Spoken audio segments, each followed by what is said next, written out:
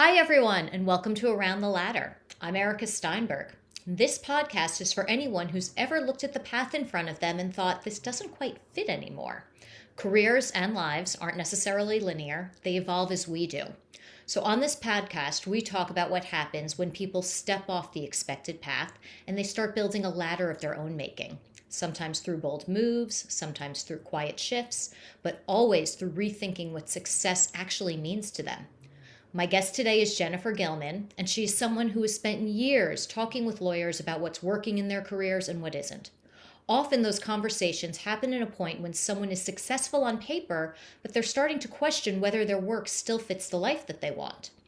Jen's mission, I love this, is to help unhappy law firm partners and solo practitioners get more from their careers, whether this involves moving to a different firm, merging their firm into another one, or taking action to transform their current role into something better. Satisfaction with their work makes a dramatic difference in their professional and personal lives. Jen is back on Around the Ladder because she's recently put that work into a book, The Happy Rainmaker, which she brought with her. The book brings together the patterns that she's seen over years of conversations and offers a way to think about success that leaves room for both ambition and a life outside of work. Jen, I am so happy that you're here. Thank you for being my first repeat guest. This is exciting. So, Well, thank you so much for agreeing to have me back. I had a lot of fun the first time, but I know there are a lot of other guests you need to have on. So I appreciate you having me back to talk a little bit about the book. Thank you. I believe in your mission. I believe in what you're doing. I do think that there is, for many reasons, and we could go off on a tangent about this, which we won't do today, or at least not a planned one, that there are a lot of challenges to being a lawyer, and they come in personal life and professional life. So I really love your mission to help as many lawyers be as happy with their work and in their lives as possible. So, and now your book, you put all of this. I know you are a fan of books because you sent me The Go-Giver, you sent me The Go-Giver Leader. I know you are a fan of getting help through books. And now your book, The Happy Rainmaker, is officially out. And I know you've been having conversations with lawyers for years. What were you noticing again and again that made this book feel like it just needed to exist? You needed to bring it out into the world. Well, I practiced law for 12 years and I liked so many aspects of it, but it's a very hard lifestyle. And I always thought that if I brought in a huge book of business and had important clients and was an expert in my field and was really well respected, that somehow it would come together and it would feel like all that effort and hard work was worth it because I would somehow arrive. And the more I talk to the rainmakers that I help in the recruiting side of my practice, the more I see that a lot of times the ones who look the most successful from the outside are actually the most miserable. And it was so surprising to me at first, but it seems to be a repeated pattern. I wonder, why do you think that is? Because they get caught in a perfectionism cycle. They get into some bad habits. It's one thing to, sleep 4 hours a night because you're always working 16-hour days for a year or two when you're first starting out and you're trying to prove yourself and you're paying off law school loans. But once you get to the point where you've been doing it for 20 or 30 years, it's your lifestyle. And it's really hard. A lot of them never had time for a personal life, so they don't have a reason to leave the office. And the ones that tried sometimes have failed marriages, one after the other, and sometimes have fractured relationships with their children or other family members. Sometimes can't even think about what they would do if they had free time, so they don't have any outside interests that give them some relief and a break. A lot of them don't believe that they could leave the office for any extended period of time, so they're not taking any vacations. Yeah. It's just, it's really terrible for the really junior people, but it gets even worse when decades go by and you're in that same cycle. And perfectionism is a real problem in law. And they've done a lot of research on suicide rates and anxiety and depression and alcohol and drug abuse and mental health issues and also physical health issues. And the data is is not getting any better year after year.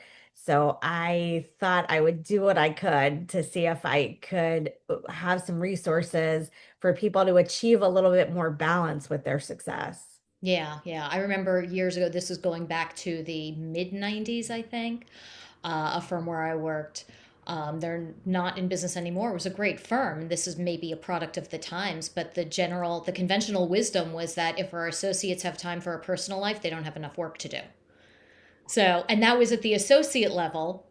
But then those associates grow up and they feel like, okay, if that was the case for me, then that has to be the case for the associates who are coming after me.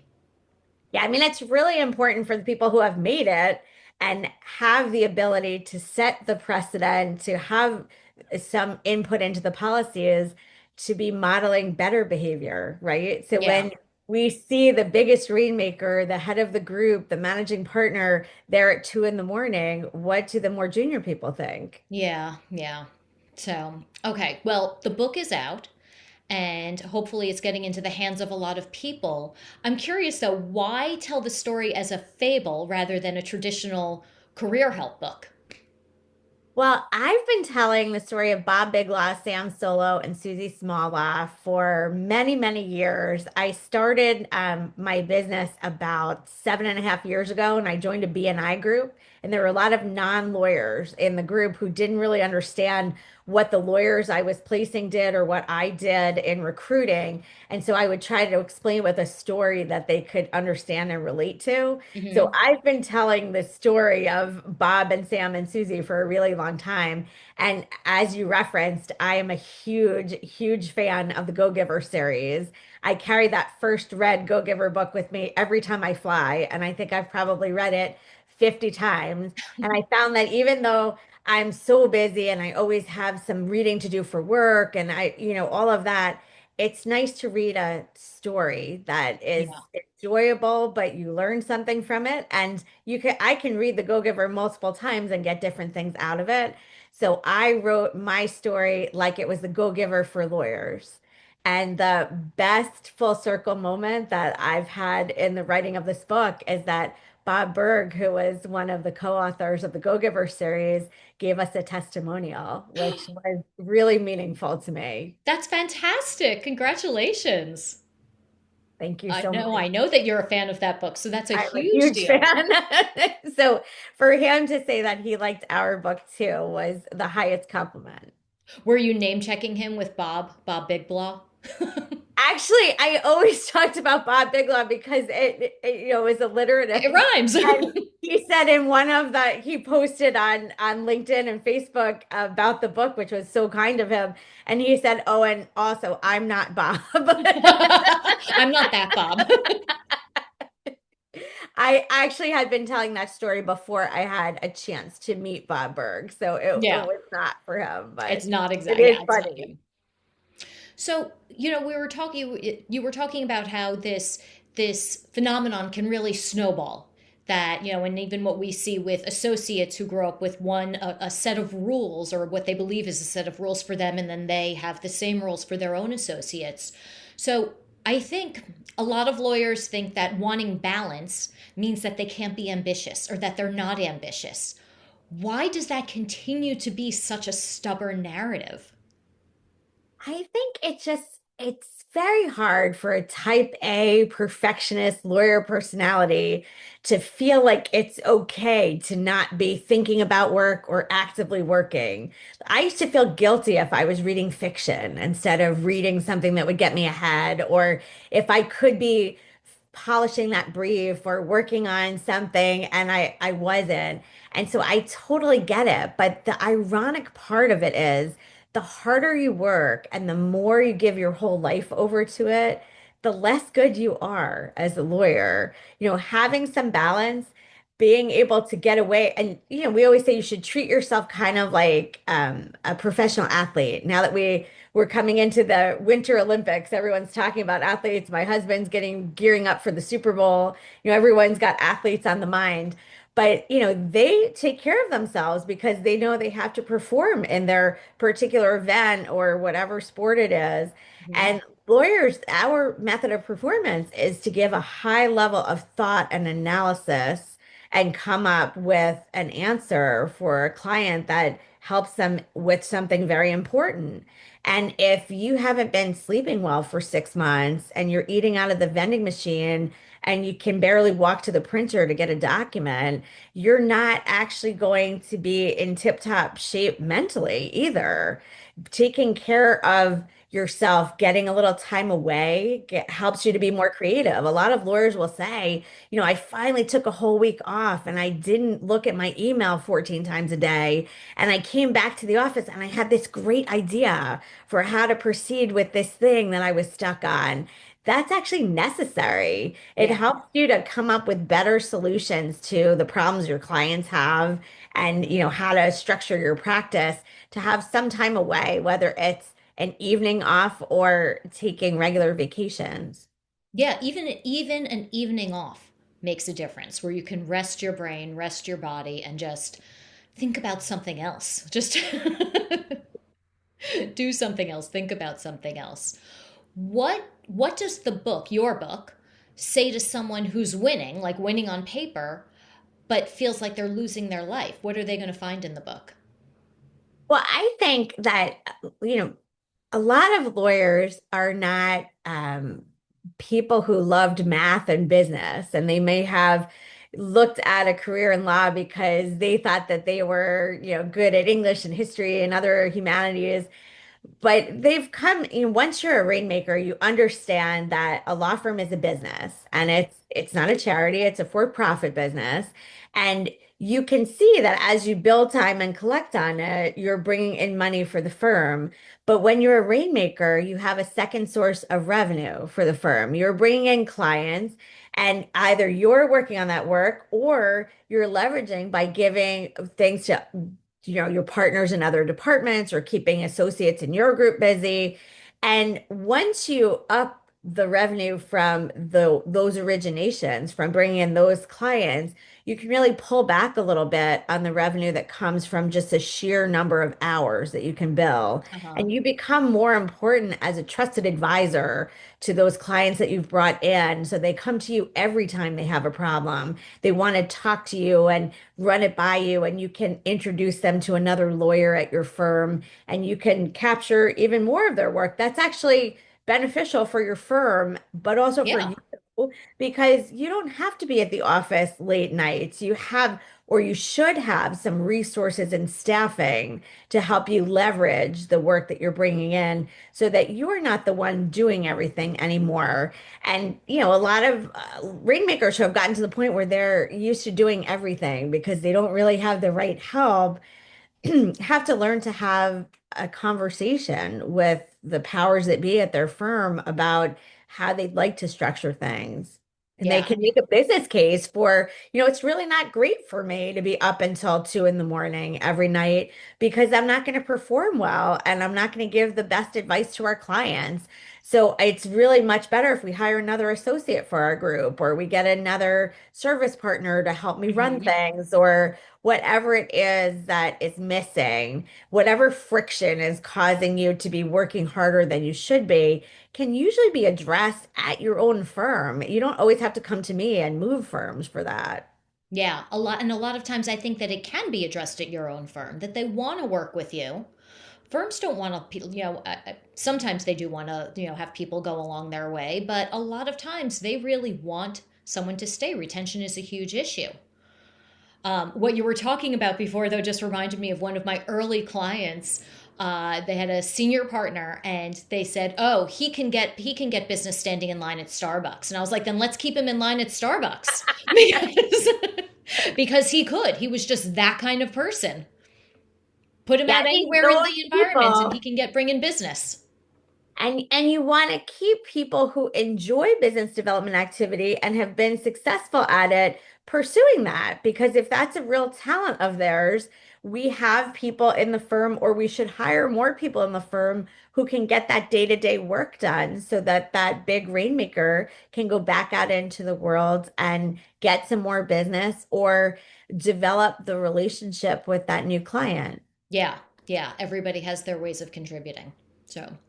So I want to bring the book back to your six pillars framework because this is something that I remember you shared with me years ago when you developed it. For someone hearing about the six pillars, though, for the first time, what problem are they designed to address? Just take us through that. Yeah, so the six pillars to becoming a happy rainmaker is designed to address the having success and balance at the same time, whether it's at the beginning of your career or once you've achieved success and realized that you don't have balance, or having a happy retirement to look forward to. We created a lot of resources. We built out a landing page. We did Happy Rainmaker videos that you were part of. Mhm. We did a lot of blogs and all kinds of stuff. And then we found that we weren't getting to all of the lawyers that we wanted to reach because they were so busy already that they didn't have time for looking at other resources. Even though our videos were in point one, they were 6 minutes. We weren't getting as many views as we expected the people would benefit from them. And so we wrote the book to be like a fun story to read, to give you the framework of the six pillars. And then, if they want to seek out some of the other resources, they can. There's a QR code in the book that takes you through a quiz to see where you're doing well and where you might need a little bit of help, and gives you an interactive workbook to use as you're going through your six pillars journey. So the six pillars start with care for yourself. That's pillar one, because we always say you have to be alive to do the other ones. And that's a tough one for a lot of attorneys to you really think about themselves and not just the clients and the work and the hours. And then the second one is build business, because as it's very important to controlling your career to have your own clients. Yep. When I bring in my own client, I get to decide who's on the team and when we're going to have the first meeting and what the deadlines are and how we're going to proceed. And I can work that around things that are very important to me in the rest of my life. But if I'm a service partner always working on someone else's things, I really can't decide what day is the conference call and, what will I be staffed to quite as much, which is a little bit harder. And then we have set boundaries, plan intentionally, because you have to decide what's really important to you. And it's a judgment-free zone. Some people love to bill as many hours as they can and make as much money as they can, and that's fine. And other people really want to coach the little league team or have time to meet someone that they want to spend time with, or have time to run in a marathon or work for a charity, whatever it is that somebody would like to spend some time doing, there are ways to set boundaries so that you get all your work done and serve all your clients and your firm is happy with you, but you feel like you have a life too. And Yeah. intentionally is part of it. And then we say you should always be learning continuously because it keeps it fresh for you, but it makes you really useful to your clients. Mhm. And then create a legacy. What do you want to be known for now? In marketing, you know all about that. Yep. But what do you want to look forward to in retirement? Don't be that 87-year-old partner who isn't sure that he or she has anything to retire to. Yeah, yeah, and still, is coming into the office every day. Which of the pillars do you think creates the biggest shift for people? Where do you tend to see, or where have you heard that people see the most movement? Is there one that stands out? Well, I'd like to think that they're all really important, but I think that pillar one is probably the place to start, Yeah. because you have to be taking care of yourself well enough that you have the brain space for creating balance and deciding what it is that you want to create balance for. What are your priorities? How would you like your career to look? How can you strategically plan for that? And we understand how hard it is to be a lawyer and how the hours are long and there are some stressful moments.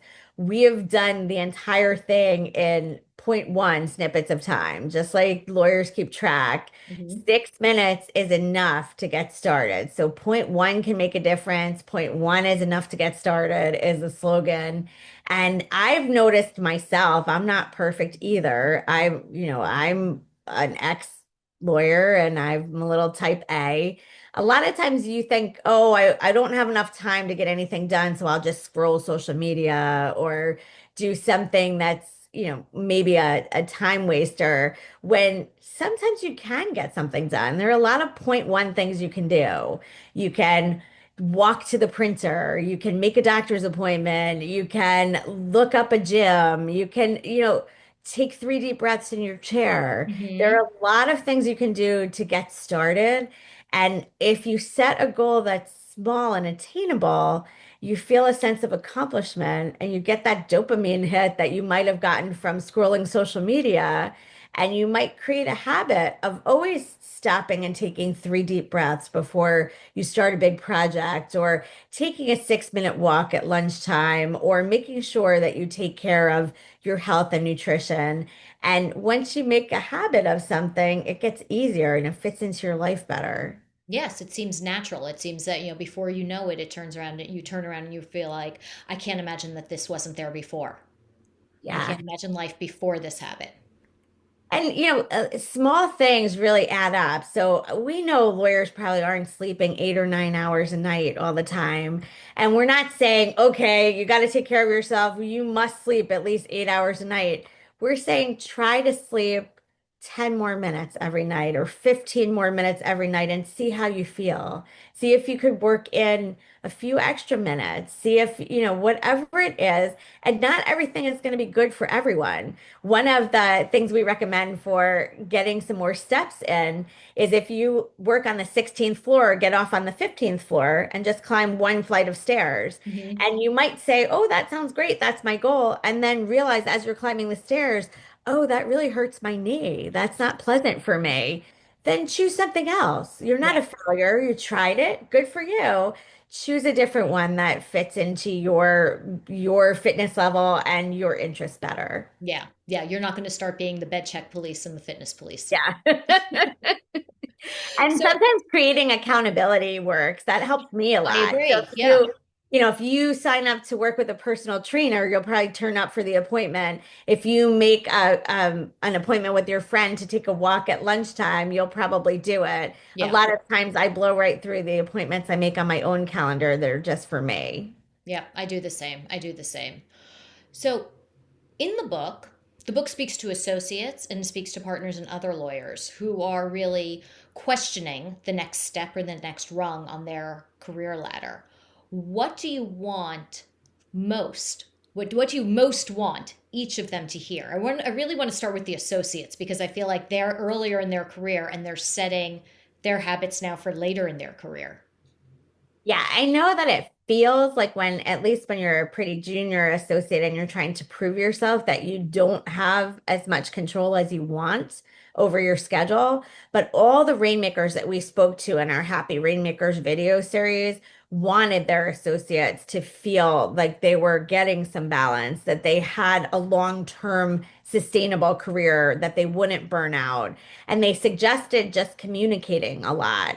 So Hmm. if you want to go to the gym twice a week during the week, you might approach the partner you're working with and say, look, I'd like to fit in some exercise. I think it'll make me better at my job to get a little movement in. Is it better for you if I go before work or after work or at lunchtime? Is there a time that works? When you're pretty junior, you're not really in charge of the scheduling, but you can make it work for you. And it's okay to say, you know what, every Thursday night I want to go and take this Italian class or feed the homeless or coach my nephew's little league team or whatever it is. I'm going to have to sign off at 5 and I'll sign back onto my computer at home at 8 unless there's an emergency, and then I'll skip it. But it's very important to me and I'll work around it. Don't worry. I mean, you can set some boundaries and take your vacation. I spoke Yes. to a lot of rainmakers who said, take your vacation because no one's going to make you take it. It would be great if it was mandatory, but they expect that everyone in their group gives a lot of notice and tries to plan well, but they want them to have some time away from the office. They really do. Yeah. Yeah. So I guess maybe the days that, from that firm that I mentioned earlier, where they said, if your associates have time for a social life, they don't have enough work to do, maybe that is easing a bit now. Yeah, I think the best way to think about it as an associate is, putting in a lot of time for the firm and you have to do some investment activity for you. Yeah.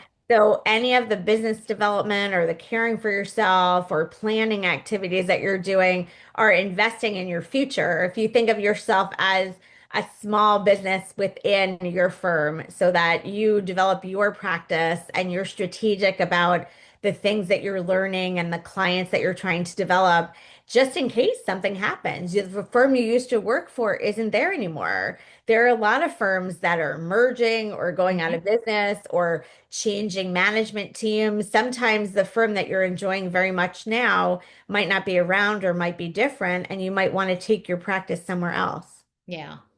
So now let's go to the other end of the career. I know that we spend a lot of time talking about rainmakers and talking about the partners, but let's go to the other end of your career when you're at the end of your career. What do you want those lawyers to learn the most from the book? Well, I'm hoping to reach lawyers before they're 87 and still coming into the office every day because they have nothing better to do. It's very sad to me that a lot of those people grew up during the time that you're talking about, where you had to give your life to the firm or you couldn't succeed. And there was no way to have, a life outside of the office. Many of them are on their third divorce and their children aren't talking to them and they never had time to develop any hobbies and they've lost track with, their friends. There are actually like professional coaches out there who can help you rediscover the things that you might have loved earlier in your life that you could get back to and have some ideas for trying to shift. What do you love so much about being a law firm partner? Is it mentoring associates? Is it speaking? Is it writing? Maybe you could teach a class or write a book or be a mentor. Or maybe you love the business development side and you can keep Mhm. doing it and send clients to your firm, but you don't have to come to the office every day for that. So, Yeah. I know somebody who was a wonderful rainmaker and ran a group and, he's teaching a class, but he also went to culinary school Ooh. because he always wanted to be a really great cook. And he thought, well, I have the time and the means now, and I can do this program for 6 months. That sounds amazing. And he did.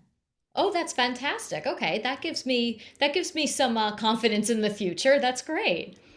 So, who do you think might not realize that this book is for them, but it really is?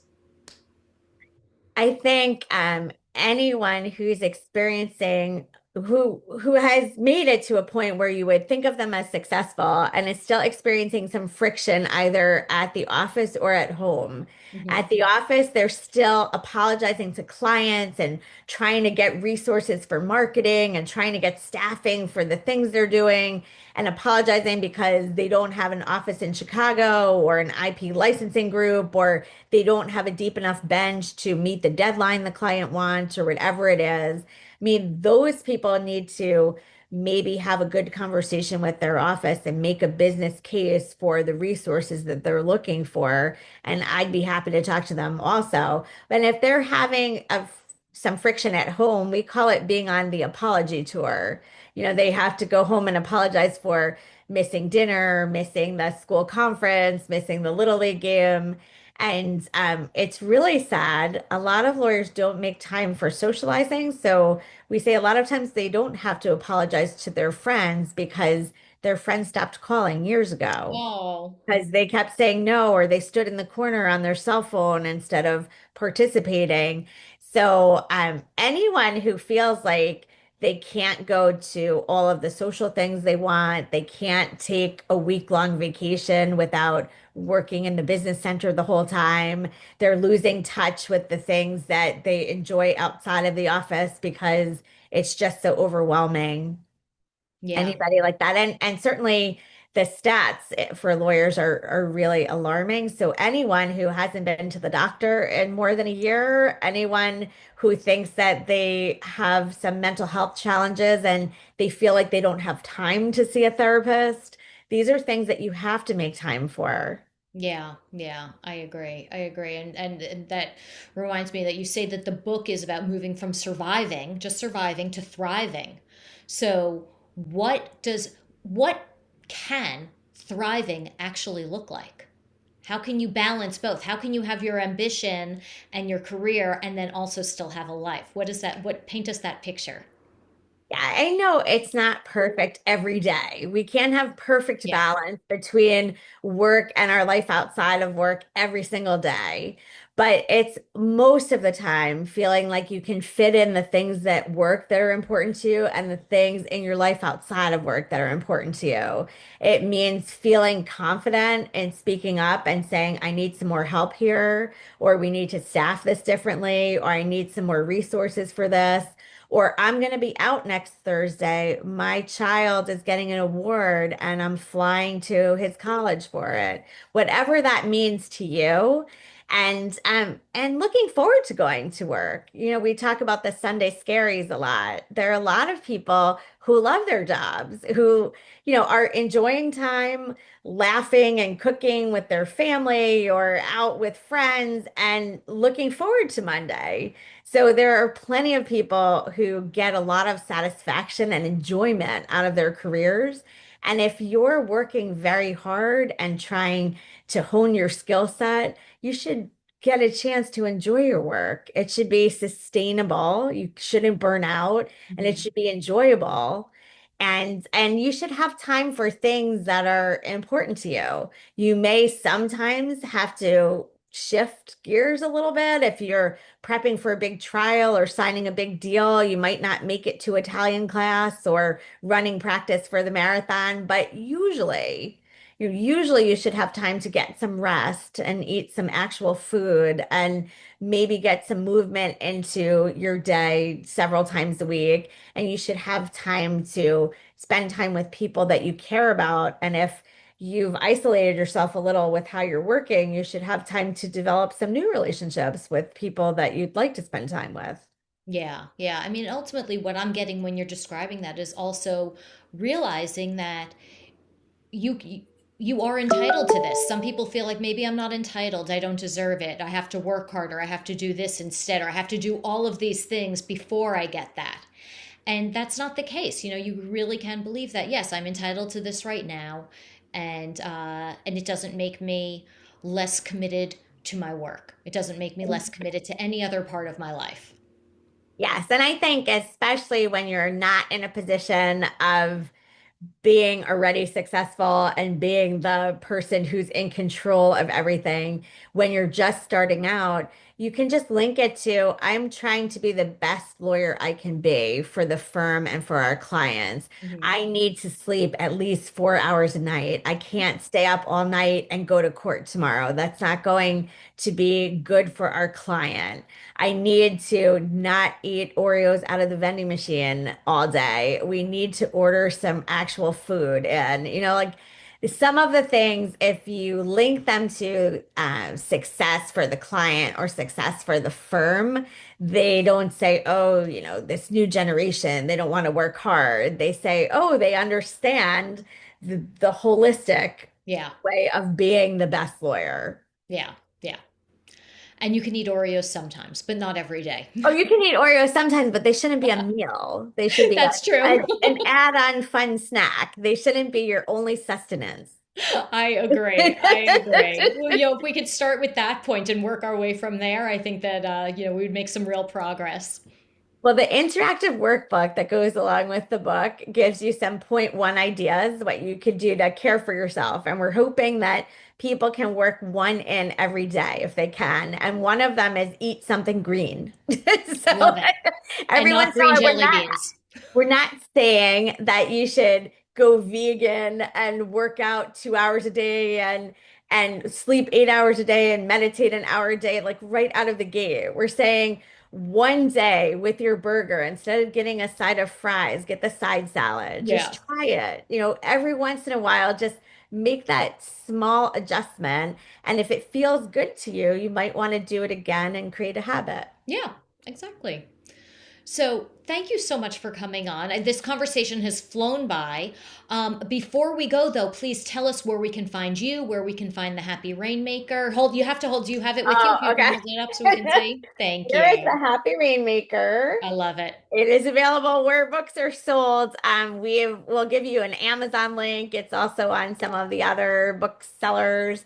I think that it came out to tell the story exactly the way I wanted to. So I've done my very best to create a go-giver for lawyers. And I would love if bar associations and law schools and law firms encourage people to read it because I think we could create a lot of more balanced lawyers that didn't burn out and leave the profession. Yeah. We could keep people, and it would probably be a lot more profitable for law firms to have younger lawyers doing business development activity and keeping relationships going and looking forward to creating their own careers and being able to sustain a career for more than the first couple years of not sleeping and deciding to do something else. Uh, Yes. on the other side of our practice, we help move rainmakers who can't solve their problems at their current firm. I always try to help them solve it where they are because it's always nicer to be able to stay where you already are instead of have to make a jump. But sometimes there's too much friction in your current position, and moving somewhere else can help you achieve some more balance. Yeah. And I think that's what I like is that it's all about achieving more balance, being successful in your personal life and in your professional life, and it is possible.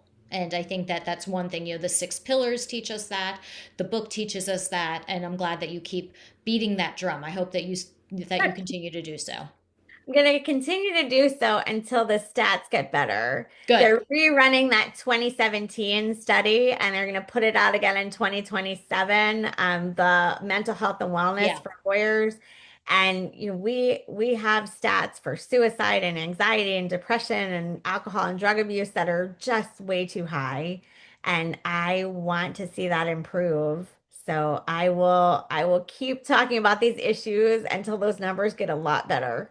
Good. Well, you have this year to continue to talk about it, and so hopefully we'll see the effects of it in that survey next year. We'll see. We'll see. So Great. Well, thank you so much for having me back. It thank felt like you. just a few minutes talking to you. You're always so much fun to talk to. Thank you so much. I'm so glad that you came back. And that is it for this episode of Around the Ladder. Remember, there is no one right way up. So take your detours, make your moves, keep carving your own path. And if you enjoyed this episode, please share it with a friend or a colleague who's on their own unconventional journey. And if you know any lawyers who would really like the Happy Rainmaker, please share the book with them. I will put the link in the show notes as well. And see you next time. Thank you.